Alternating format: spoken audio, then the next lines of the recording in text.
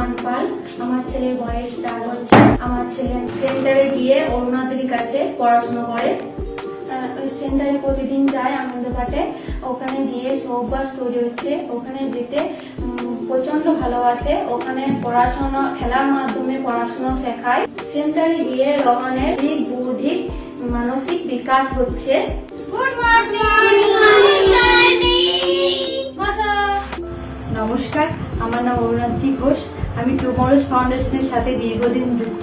বর্তমানে আমি রাজনগর ব্লকে গুরকাটা ও মহিষাগ্রাম সেন্টারের একজন কমিউনিটি টিচার।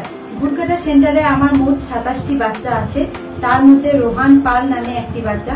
যখন সে প্রথম সেন্টারে আসে তখন তার বয়স অনুপাতে শারীরিক, মানসিক ও বৌদ্ধিক বিকাশগুলি তেমন ঘটেনি। তারপর তার বাড়ি গিয়ে তার বাবা মাকে বুঝিয়ে রোজ সেন্টারে নিয়ে এসে এবং পড়ার ছলে খেলার ছলে শিখিয়ে তার এখন বিকাশগুলো অনেকটা উন্নতি ঘটেছে।